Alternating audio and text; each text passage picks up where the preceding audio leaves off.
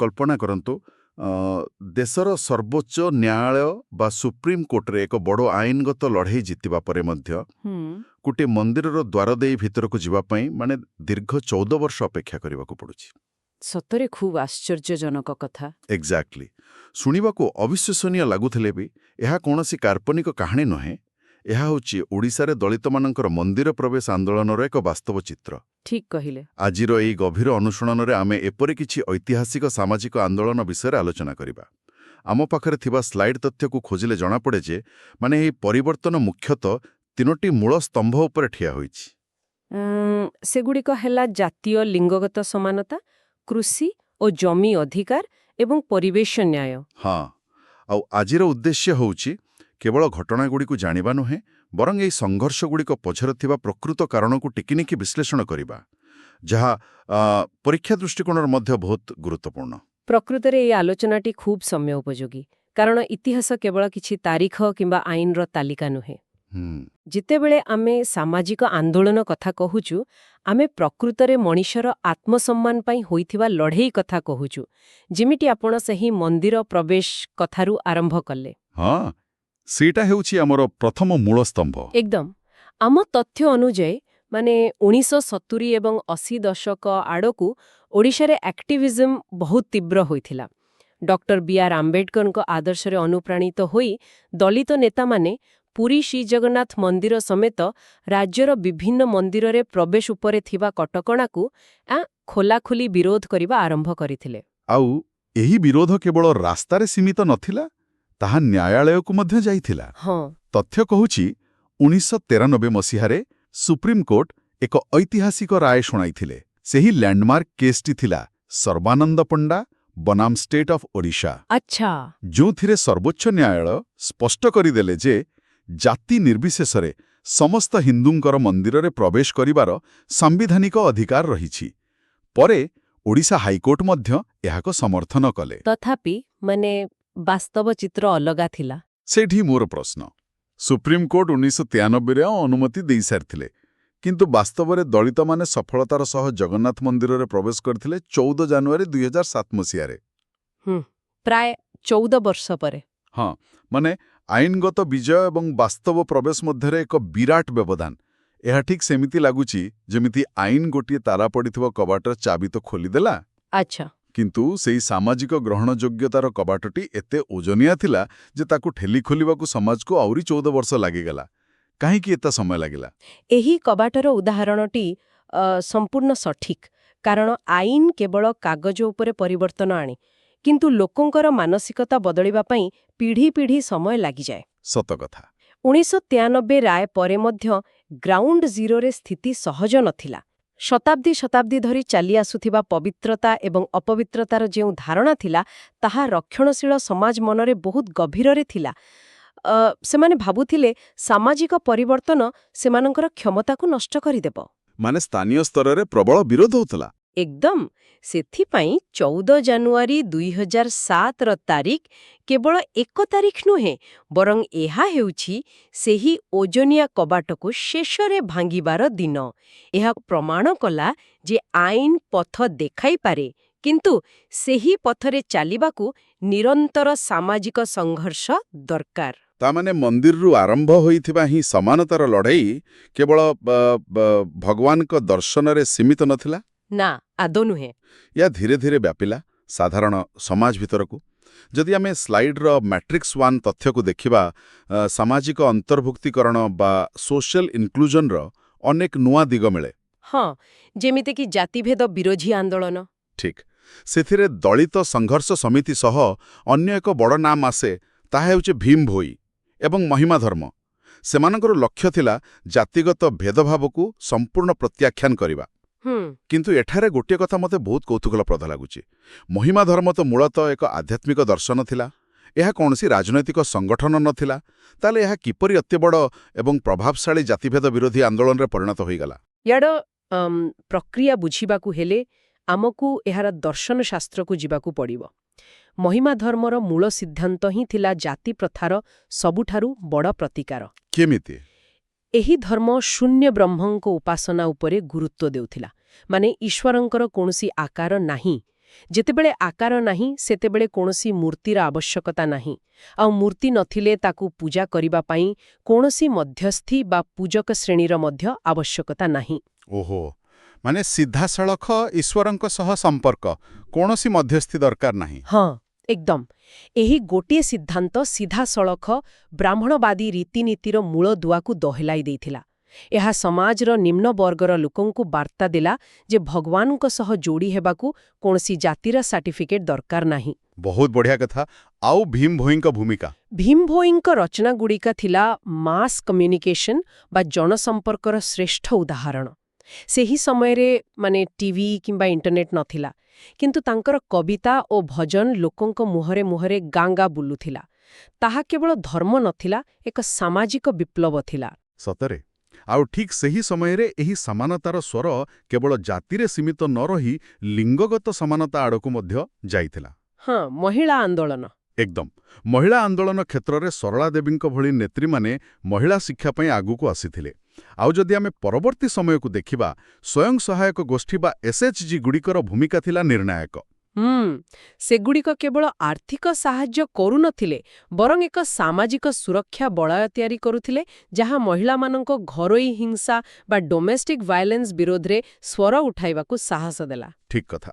କିନ୍ତୁ ଏହି ସବୁ ଆଲୋଚନା ଭିତରେ ଗୋଟିଏ କଥା ସ୍ପଷ୍ଟ ଯେ ଆପଣ ସମାଜରେ ଯେତେ ମାନସିକ ପରିବର୍ତ୍ତନ ଆଣିଲେ ବି ଯଦି ଲୋକଙ୍କ ପାଖରେ ଖାଇବାକୁ ନାହିଁ, ନିଜର ଜମି ନାହିଁ, ତେବେ ସେହି ସମାନତାର କୌଣସି ମୂଲ୍ୟ ରହେ ନାହିଁ। ନିଶ୍ଚିତ ଭାବରେ ଆର୍ଥିକ ସ୍ୱାଧୀନତା ବିନା ସମାନତା ଅସମ୍ଭବ। ସେଥିପାଇଁ ଆମର ଦ୍ୱିତୀୟ ମୂଳ ସ୍ତମ୍ଭ ଆଡ଼କୁ ଯିବାର ଏବେ ଦରକାର, ଯାହା ହେଉଛି କୃଷି ଓ ଜମି ଅଧିକାର। ମାଟ୍ରିକ୍ସ 2 ତଥ୍ୟ ଅନୁଯାୟୀ ଓଡ଼ିଶାରେ ତଳସାରା ଆନ୍ଦୋଳନ ହେଉ କିମ୍ବା ବଲଙ୍ଗୀର କୃଷକ ବିଦ୍ରୋହ, ଏସବୁ ମୁଖ୍ୟତଃ ଜମିଦାରଙ୍କ ଶୋଷଣ ବିରୋଧରେ ହୋଇଥିଲା। ହଁ, ଉଚିତ ମଜୁରୀ ଏବଂ ଜମିର ସଠିକ୍ ବଣ୍ଟନ ଥିଲା ଏହାର ମୂଳ ଲକ୍ଷ୍ୟ। ଏଇଠାରେ ଗୋଟେ ବହୁତ ଆଶ୍ଚର୍ଯ୍ୟଜନକ ଐତିହାସିକ ବିରୋଧାଭାସ ଦେଖିବାକୁ ମିଳେ। ଦୁଇଟି ସମ୍ପୂର୍ଣ୍ଣ ଅଲଗା ପ୍ରକାରର ଆନ୍ଦୋଳନ ପ୍ରାୟତଃ ସମାନ୍ତରାଳ ଭାବେ ଚାଲିଥିଲା। ଗୋଟିଏ ପଟେ ଥିଲା ବିନୋବା ଭାବେଙ୍କ ଭୂଦାନ ଆନ୍ଦୋଳନ, ଯେଉଁଠି ସେ ଅତ୍ୟନ୍ତ ଶାନ୍ତିପୂର୍ଣ୍ଣ ଭାବରେ ଲୋକଙ୍କ ହୃଦୟ ପରିବର୍ତ୍ତନ କରି ନିଜ ଇଚ୍ଛାରେ ଜମି ଦାନ କରିବାକୁ ଅନୁରୋଧ କରୁଥିଲେ। ହଁ, ଆଉ ଅନ୍ୟପଟେ ମୁଣ୍ଡ ଟେକୁଥିଲା ନକ୍ସଲାଇଟ୍ ଆନ୍ଦୋଳନ।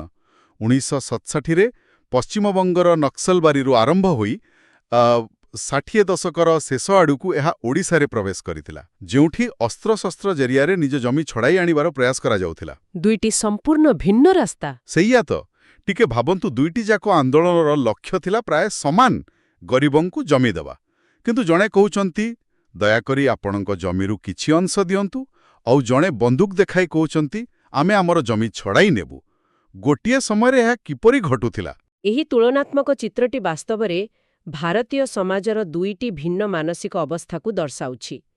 ଭୂଦାନ ଆନ୍ଦୋଳନ ଥିଲା ସମ୍ପୂର୍ଣ୍ଣ ଗାନ୍ଧୀବାଦୀ ଦର୍ଶନ। ଏହାର ବିଶ୍ୱାସ ଥିଲା ଯେ ଜଣେ ଧନୀ ବ୍ୟକ୍ତି ନିଜ ଇଚ୍ଛାରେ ସମାଜର ମଙ୍ଗଳ ପାଇଁ ନିଜ ସମ୍ପତ୍ତି ତ୍ୟାଗ କରିପାରିବ। ଆଉ ତାହା କିଛି ମାତ୍ରାରେ ସଫଳ ମଧ୍ୟ ହୋଇଥିଲା। ହଁ, କିନ୍ତୁ ଏହାର ଏକ ସୀମା ଥିଲା। ଯେତେବେଳେ ଆଦିବାସୀ ଅଞ୍ଚଳରେ ଶୋଷଣ ଚରମ ସୀମାରେ ପହଞ୍ଚିଲା, ଯେତେବେଳେ ବ୍ୟବସ୍ଥାଗତ ଭୂମିହୀନତା କାରଣରୁ ଲୋକମାନେ ନିଜର ଭିଟାମାଟି ହରାଇବାକୁ ବସିଲେ, ସେତେବେଳେ ନୈତିକତାର ଭାଷଣ କାମ କଲା ନାହିଁ। ଏକଦମ ଠିକ୍। ନକ୍ସଲ ଆନ୍ଦୋଳନ ହଠାତ୍ ଦିନରୁ ସୃଷ୍ଟି ହୋଇନଥିଲା। ଏହା ଥିଲା ଦଶନ୍ଧି ଦଶନ୍ଧି ଧରି ଗରିବ କୃଷକଙ୍କ ଉପରେ ହୋଇଥିବା ଅତ୍ୟାଚାରର ଏକ ବିସ୍ଫୋରକ ପ୍ରତିକ୍ରିୟା। ଯେତେବେଳେ ଆଇନ କିମ୍ବା ପୋଲିସ ନ୍ୟାୟ ଦେବାରେ ବିଫଳ ହେଲା, ସେତେବେଳେ ସେମାନେ ହିଂସାତ୍ମକ ମାର୍ଗ ଅପଣାଇଥିଲେ। ତାହେଲେ ସେହି ହିଂସାତ୍ମକ ମାର୍ଗ କ'ଣ ସେମାନଙ୍କୁ ସ୍ଥାୟୀ ସମାଧାନ ଦେଇପାରିଲା? କାରଣ ଆମେ ଜାଣୁ ଯେ ରାଷ୍ଟ୍ରର ଶକ୍ତି ସାମ୍ନାରେ ସଶସ୍ତ୍ର ସଂଗ୍ରାମ ବେଶୀ ଦିନ ତିଷ୍ଠିପାରେ ନାହିଁ। ପୁରା ସତ୍ୟ କଥା। କୌଣସି ହିଂସାତ୍ମକ ଆନ୍ଦୋଳନ ଚିରସ୍ଥାୟୀ ହୋଇପାରିବ ନାହିଁ। ସମୟକ୍ରମେ ସରକାରୀ କାର୍ଯ୍ୟାନୁଷ୍ଠାନ ଏବଂ କାଉଣ୍ଟର ଇନସର୍ଜେନ୍ସି ଅପରେସନ ଯୋଗୁଁ ନକ୍ସଲ ଆନ୍ଦୋଳନ ଦୁର୍ବଳ ହେବାକୁ ଲାଗିଲା। ଆଚ୍ଛା। କିନ୍ତୁ ଏଠାରେ ସବୁଠାରୁ ଗୁରୁତ୍ୱପୂର୍ଣ୍ଣ କଥା ହେଉଛି ଏହାର ବିବର୍ତ୍ତନ। ଆଧୁନିକ ପର୍ଯ୍ୟାୟରେ ଆମେ ଦେଖିବାକୁ ପାଉଛୁ ଯେ ଅନେକ ଗୋଷ୍ଠୀ ବୁଝିପାରିଲେ ଯେ ବନ୍ଦୁକ ମୁନରେ ସ୍ଥାୟୀ ସମାଧାନ ଅସମ୍ଭବ, ତେଣୁ ସେମାନେ ଗଣତାନ୍ତ୍ରିକ ପ୍ରକ୍ରିୟା ବା ଡେମୋକ୍ରେଟିକ୍ ପାର୍ଟିସିପେସନରେ ସାମିଲ ହେଲେ। ମୁଖ୍ୟଧାରା ରାଜନୀତିକୁ ଆସିଲେ। ହଁ, ସେମାନେ ନିର୍ବାଚନ ଲଢ଼ିଲେ ଏବଂ ଆଇନ ପରିସର ମଧ୍ୟରେ ରହି ନିଜ ଲୋକଙ୍କ ପାଇଁ ଲଢ଼ିବା ଆରମ୍ଭ କଲେ।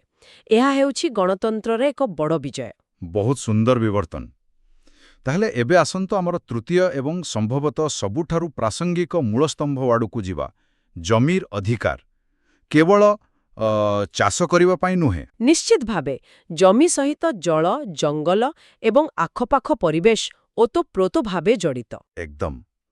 ଏବଂ ଏହା ଆମକୁ ନେଇଯାଉଛି ପରିବେଶ ନ୍ୟାୟ ବା ଏନଭାଇରନମେଣ୍ଟାଲ ଜଷ୍ଟିସ୍ ଆଡ଼କୁ। ସ୍ଲାଇଡ୍ ତଥ୍ୟଗୁଡ଼ିକରେ ଚିଲିକା ବଞ୍ଚାଅ ଆନ୍ଦୋଳନକୁ ଏହାର ଏକ ପ୍ରମୁଖ ଉଦାହରଣ ଭାବରେ ଦର୍ଶାଯାଇଛି। ହଁ, ଚିଲିକା ଆନ୍ଦୋଳନର ଇତିହାସ ବହୁତ ପ୍ରେରଣାଦାୟକ। ଓ ସବୁଠାରୁ ମଜାଦାର କଥା ହେଉଛି, ଏହା କୌଣସି ବଡ଼ ରାଜନୈତିକ ଦଳ ଦ୍ୱାରା ଆରମ୍ଭ ହୋଇନଥିଲା। ସ୍ଥାନୀୟ ପାରମ୍ପରିକ ମତ୍ସ୍ୟଜୀବୀ ଏବଂ ଆକ୍ଟିଭିଷ୍ଟମାନେ ଏହାକୁ ପରିଚାଳନା କରିଥିଲେ। ସେମାନଙ୍କର ଲଢ଼ାଇ ଥିଲା କମର୍ସିଆଲ ପ୍ରନ୍ ଫାର୍ମିଂ ବା ବ୍ୟବସାୟିକ ଚିଙ୍ଗୁଡ଼ି ଚାଷ ବିରୁଦ୍ଧରେ। ଠିକ୍ କଥା। ଏହି ପୂରା ପରିସ୍ଥିତିକୁ ବୁଝିବା ପାଇଁ ଆମେ ଗୋଟେ ଛୋଟ ଦୈନନ୍ଦିନ ଉଦାହରଣ ନେବା। ଧରିନିଅନ୍ତୁ, ଗୋଟେ ଗାଁରେ ଏକମାତ୍ର ବ୍ୟାଙ୍କ ଅଛି, ଯେଉଁଠି ଗାଁର ସମସ୍ତ ଲୋକ ନିଜର ସଞ୍ଚୟ ରଖନ୍ତି ଏବଂ ଦରକାର ବେଳେ ଋଣ ନିଅନ୍ତି। ଆଚ୍ଛା। ହଠାତ୍ ବାହାରୁ ଏକ ବଡ଼ ଘରୋଇ କମ୍ପାନୀ ଆସି ସେହି ବ୍ୟାଙ୍କକୁ କବ୍ଜା କରିନେଲା ଆଉ କହିଲା ଯେ ଏବେ କେବଳ ସେମାନେ ହିଁ ସବୁ ଟଙ୍କା ବ୍ୟବହାର କରିବେ। ସେହି କମ୍ପାନୀ ଅଳ୍ପ କିଛି ଦିନ ଭିତରେ ବିପୁଳ ଲାଭ କମାଇ ସେଠାରୁ ଚାଲିଯିବ। କିନ୍ତୁ ଗାଁ ଲୋକଙ୍କ ପାଖରେ ନିଜର ଆର୍ଥିକ ଭବିଷ୍ୟତ ପାଇଁ କିଛି ବି ବଞ୍ଚିବ ନାହିଁ। ସେଇଆ ତ। ବାସ୍ତବରେ ଚିଲିକାର ଅବସ୍ଥା ମଧ୍ୟ ଠିକ୍ ସେହିପରି ହେବାକୁ ଯାଉଥିଲା। ଏହି ବ୍ୟାଙ୍କ ଉଦାହରଣଟି ପରିସ୍ଥିତିର ଗମ୍ଭୀରତାକୁ ଖୁବ୍ ଭଲ ଭାବରେ ଦର୍ଶାଉଛି, କାରଣ ଚିଲିକା ହେଉଛି ସେହି ସ୍ଥାନୀୟ ମତ୍ସ୍ୟଜୀବୀମାନଙ୍କ ପାଇଁ ସେହି ବ୍ୟାଙ୍କ ଯାହା ଉପରେ ସେମାନେ ପିଢ଼ି ପିଢ଼ି ଧରି ନିର୍ଭର କରି ଆସୁଥିଲେ। ଏକଦମ। ଯେତେବେଳେ ବଡ଼ ବଡ଼ କମ୍ପାନୀମାନେ ବ୍ୟବସାୟିକ ଚିଙ୍ଗୁଡ଼ି ଚାଷ ପାଇଁ ହ୍ରଦ ଭିତରେ ବଡ଼ ବଡ଼ ଘେରି ତିଆରି କଲେ, ତାହା କେବଳ ପାଣିକୁ ଅବରୋଧ କଲା ନାହିଁ, ତାହା ମତ୍ସ୍ୟଜୀବୀମାନଙ୍କର ମାଛ ଧରିବାର ପାରମ୍ପରିକ ରାସ୍ତାକୁ ବନ୍ଦ କରିଦେଲା। ଆଉ ପରିବେଶର ମଧ୍ୟ କ୍ଷତି ହେଲା। ହଁ, ତାହାଠାରୁ ବଡ଼ କଥା ହେଉଛି, ଚିଙ୍ଗୁଡ଼ି ଚାଷରେ ବ୍ୟବହୃତ ହେଉଥିବା ରାସାୟନିକ ପଦାର୍ଥ ଚିଲିକାର ସମ୍ପୂର୍ଣ୍ଣ ଜୈବ ବିବିଧତା ବା ବାୟୋଡାଇଭର୍ସିଟିକୁ ନଷ୍ଟ କରିବାକୁ ଲାଗିଲା। ତେଣୁ ଚିଲିକା ବଞ୍ଚାଅ ଆନ୍ଦୋଳନକୁ କେବଳ ଗଛ କିମ୍ବା ପାଣି ବଞ୍ଚାଇବାର ଆନ୍ଦୋଳନ କହିଲେ ଭୁଲ ହେବ। ତାହେଲେ ଆଉ କ'ଣ ଥିଲା? ଏହା ପ୍ରକୃତରେ ସେହି ହଜାର ହଜାର ଲୋକଙ୍କର ଲାଇଭଲିହୁଡ୍ ରାଇଟ୍ସ ବା ଜୀବିକା ଅଧିକାର ଏବଂ ବଞ୍ଚିବାର ଅଧିକାର ପାଇଁ ଏକ କର ବା ମର ସଂଗ୍ରାମ ଥିଲା। ଏବଂ ଆଶ୍ୱାସନାର କଥା ହେଉଛି, ଯେତେବେଳେ ସାଧାରଣ ଲୋକେ ଏକାଠି ହୋଇ ପ୍ରତିବାଦ କଲେ, ସେତେବେଳେ ସରକାର ଏବଂ ବଡ଼ କର୍ପୋରେଟ୍ ଶକ୍ତିମାନଙ୍କୁ ପଛକୁ ହଟିବାକୁ ପଡ଼ିଥିଲା। ମାନେ ଏହି ଆନ୍ଦୋଳନ ସମ୍ପୂର୍ଣ୍ଣ ସଫଳ ହୋଇଥିଲା? ହଁ, ଏକଦମ। ବହୁତ ବଢ଼ିଆ। ତାହେଲେ ଏହି ତିନୋଟି ଯାକ ସ୍ତମ୍ଭକୁ ଆଲୋଚନା କଲାପରେ ଏକ ସ୍ପଷ୍ଟ ଚିତ୍ର ମିଳୁଛି, ଯେମାନେ ଇତିହାସର ଏହି ବିଭିନ୍ନ ଆନ୍ଦୋଳନଗୁଡ଼ିକ ପରସ୍ପରଠାରୁ ଅଲଗା ନୁହନ୍ତି। ସବୁଗୁଡ଼ିକ ପରସ୍ପର ସହ ଗଭୀର ଭାବେ ଜଡ଼ିତ। ଆମେ ବର୍ତ୍ତମାନ ଆମର ଏହି ଗଭୀର ଅନୁଶୀଳନର ଶେଷ ପର୍ଯ୍ୟାୟରେ ପହଞ୍ଚିଛେ। ଯାହାକୁ ଆମେ ଦି ଲେଗାସି ଅଫ୍ ରେଜିଷ୍ଟେନ୍ସ ବୋଲି କହିପାରିବା। ହଁ, ପ୍ରତିରୋଧର ଐତିହ୍ୟ। ଯଦି ଆମେ ଏହି ସମସ୍ତ ଘଟଣାର ଏକ ସାମଗ୍ରିକ ନିଷ୍କର୍ଷ ବାହାର କରିବାକୁ ଚାହିଁବା, ତେବେ ଏହି ଆନ୍ଦୋଳନଗୁଡ଼ିକ ଆମକୁ ଆଜିର ସମାଜ ପାଇଁ କ'ଣ ଦେଇଯାଇଛନ୍ତି? ଆମ ସ୍ଲାଇଡ୍ ତଥ୍ୟ ଅନୁସାରେ ଏହି ବିଶାଳ ଐତିହ୍ୟକୁ ଆମେ ମୁଖ୍ୟତଃ 4ଟି ସ୍ପଷ୍ଟ ଭାଗରେ ବୁଝିପାରିବା। ପ୍ରଥମଟି ହେଲା ଚ୍ୟାଲେଞ୍ଜେଡ୍ ଟ୍ରେଡିସନ୍ସ ବା ପରମ୍ପରାକୁ ଚ୍ୟାଲେଞ୍ଜ କରିବା। ଯେମିତି ମନ୍ଦିର ପ୍ରବେଶ ଆଉ ମହିମା ଧର୍ମ। ଠିକ୍। ସେଗୁଡ଼ିକ ପ୍ରମାଣ କଲା ଯେ ଶତାବ୍ଦୀ ଧରି ଚାଲିଆସୁଥିବା ଜାତିଗତ ଅହଙ୍କାରକୁ ଭାଙ୍ଗିବା ସମ୍ଭବ। ଦ୍ୱିତୀୟଟି ହେଲା ଏମ୍ପାୱାର୍ଡ ଦି ଭଲ୍ନେରେବଲ୍ ବା ଦୁର୍ବଳ ଶ୍ରେଣୀକୁ ସଶକ୍ତ କରିବା। ମହିଳାମାନଙ୍କୁ ଆର୍ଥିକ ସ୍ୱାଧୀନତା ଦେବାଠାରୁ ଆରମ୍ଭ କରି କୃଷକମାନଙ୍କୁ ଜମି ଅଧିକାର ଦେବା ପର୍ଯ୍ୟନ୍ତ ଏହା ସମାଜର ତଳ ସ୍ତରରେ ଥିବା ଲୋକଙ୍କୁ ଏକ ସ୍ୱର ପ୍ରଦାନ କଲା। ତାପରେ ତୃତୀୟ ଦିଗଟି? ତୃତୀୟଟି ହେଉଛି ପ୍ରୋଟେକ୍ଟେଡ୍ ରିସୋର୍ସେସ୍ ବା ପ୍ରାକୃତିକ ସମ୍ପଦର ସୁରକ୍ଷା। ଚିଲିକା ଆନ୍ଦୋଳନ ଏହାର ସର୍ବଶ୍ରେଷ୍ଠ ଉଦାହରଣ। ଆଉ ସବୁଠାରୁ ଗୁରୁତ୍ୱପୂର୍ଣ୍ଣ ଚତୁର୍ଥ ଦିଗଟି ହେଲା ଡେମୋକ୍ରାଟିକ୍ ଇଣ୍ଟିଗ୍ରେସନ୍ ବା ଗଣତାନ୍ତ୍ରିକ ଅନ୍ତର୍ଭୁକ୍ତିକରଣ। ନକ୍ସଲ ଆନ୍ଦୋଳନ ଭଳି ସଶସ୍ତ୍ର ସଂଗ୍ରାମ ମଧ୍ୟ ଶେଷରେ ବୁଝିପାରିଲା ଯେ ବାସ୍ତବିକ ପରିବର୍ତ୍ତନ କେବଳ ସମ୍ବିଧାନ ମାଧ୍ୟମରେ ହିଁ ଆସିପାରିବ। ମାନେ ଏହି 4ଟି ଯାକ ଉପାଦାନ ମିଳିତ ହୋଇ ଆଜିର ଏକ ସଚେତନ ଓ ସମାନତା ଭିତ୍ତିକ ଓଡ଼ିଶାର ମୂଳଦୁଆ ପକାଇଛନ୍ତି। ଏକଦମ ସତ୍। ସତରେ ଏହି ପରିବର୍ତ୍ତନଗୁଡ଼ିକ ଗୋଟିଏ ଦିନରେ ଆସିନାହିଁ। ଦଶନ୍ଧି ଦଶନ୍ଧି ଧରି ରାସ୍ତା ଉପରେ, କୋର୍ଟ ଭିତରେ, ଜଙ୍ଗଲରେ ଏବଂ ପାଣି ଭିତରେ ଲୋକମାନେ ନିଜର ଶାରୀରିକ ଉପସ୍ଥିତି ଜାହିର କରି ଏହି ସଂଘର୍ଷ କରିଛନ୍ତି। ହଁ, ବହୁତ ବଳିଦାନ ଅଛି ଏହା ପଛରେ। କିନ୍ତୁ ଯେତେବେଳେ ଆମେ ଏହି ଇତିହାସରୁ ବାହାରି ଆଜିର ଆଧୁନିକ ଯୁଗକୁ ଦେଖୁଛୁ, ଏକ ନୂଆ ଚିନ୍ତା ମନକୁ ଆସୁଛି। ଆଜିର ସମୟରେ ରାସ୍ତା ଉପରେ ସେହି ପ୍ରତ୍ୟକ୍ଷ ସଂଘର୍ଷ ବହୁତ କମିଯାଇଛି। ତା ସ୍ଥାନ ନେଇଛି ଡିଜିଟାଲ ଆକ୍ଟିଭିଜମ ବା ସୋସିଆଲ ମିଡିଆ ପ୍ରତିବାଦ। ଠିକ୍ କଥା। ଆଜି ଗୋଟେ ହ୍ୟାଶଟ୍ୟାଗ ଟ୍ରେଣ୍ଡ କରାଇ ଆମେ ଭାବୁଛୁ ଯେ ଆମେ ବିପ୍ଳବ ଆଣିଦେଲୁ। କିନ୍ତୁ ବିନା ଶାରୀରିକ ଉପସ୍ଥିତି ଏବଂ ବିନା ବାସ୍ତବ ପ୍ରତିରୋଧରେ ଏହି ଲାଇକ୍ ଆଉ କମେଣ୍ଟ ଆଧାରିତ ଆନ୍ଦୋଳନଗୁଡ଼ିକ କ'ଣ ପ୍ରକୃତରେ ଅତୀତର ସେହି ମନ୍ଦିର ପ୍ରବେଶ କିମ୍ବା ଚିଲିକା ଆନ୍ଦୋଳନ ଭଳି ଦୃଢ଼ ଏବଂ ସ୍ଥାୟୀ ପରିବର୍ତ୍ତନ ଆଣିବାର ସକ୍ଷମ ହେବ? ପ୍ରକୃତରେ ଏହା ଏକ ବହୁତ ଗଭୀର ଏବଂ ଚିନ୍ତାଜନକ ପ୍ରଶ୍ନ। ସେୟା ତ, କ'ଣ ଗୋଟିଏ ଡିଜିଟାଲ ପୋଷ୍ଟ, ବନ୍ଧୁକ ବା ବଡ଼ କର୍ପୋରେଟ୍ ଶକ୍ତିକୁ ପଛକୁ ହଟାଇ ପାରିବ? ଏହି ଚିନ୍ତାଧାରା ସହ ଆଜିର ଏହି ଗଭୀର ଆଲୋଚନାକୁ ଆମେ ଏଠାରେ ରଖିବା। ଧନ୍ୟବାଦ। ଧନ୍ୟବାଦ।